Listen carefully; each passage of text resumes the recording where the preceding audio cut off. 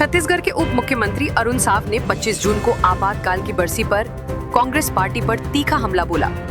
उन्होंने कहा कि 1975 में कांग्रेस ने सत्ता के मोह में लोकतंत्र को कुचलने का पाप किया था, जिसकी सच्चाई देश की नई पीढ़ी के सामने आनी चाहिए। श्री साव ने कहा कि आपातकाल भारत के इतिहास का सबसे काला अध्याय है, जिसमें नागरिक अधिकारों का गला घोटा गया, अभिव्यक्ति की स्वतंत्रता छीन ली गई और संविधान का दुरुपयोग कर देश को जेल में तब्दील कर दिया गया। आज 25 जून है और आज से 50 वर्ष पूर्व 25 जून 1975 को इस देश को आपातकाल में झोंका गया।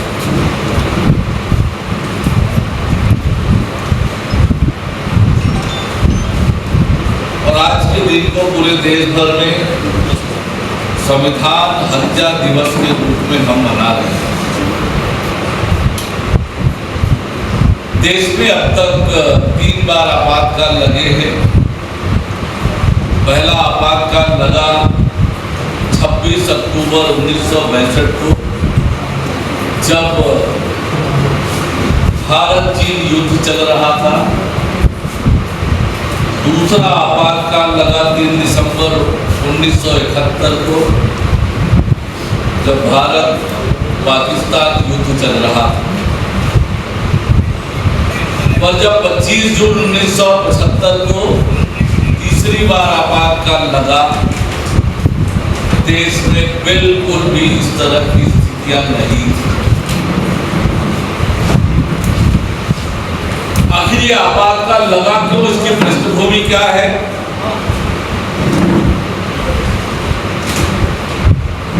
उन्नीस में जब लोकसभा का चुनाव हुआ, भारी बहुमत से कांग्रेस की सरकार बनी, श्रीमती इंदिरा गांधी देश की प्रधानमंत्री बनी।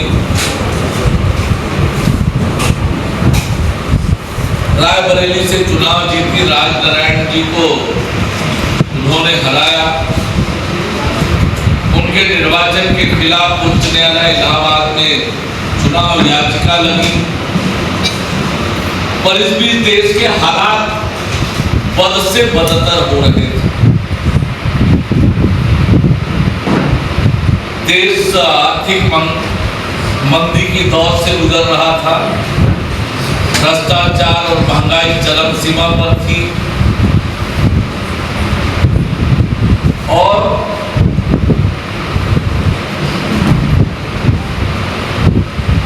देश में पूरी तरह से असंतोष का वातावरण था। उस वातावरण में चुनाव हुआ था और कांग्रेस जीती। राजनारायण जी ने इस आधार पर चुनाव याचिका लगाई थी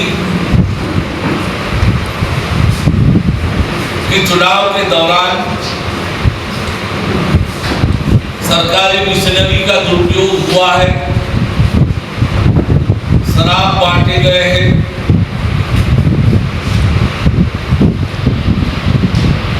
सरकारी मिशनरी का दुरुपयोग हुआ है, सरकारी अधिकारियों का दुरुपयोग किया गया है, चुनाव को प्रभावित करने का काम किया है, भ्रष्ट आचरण का उपयोग हुआ चुनाव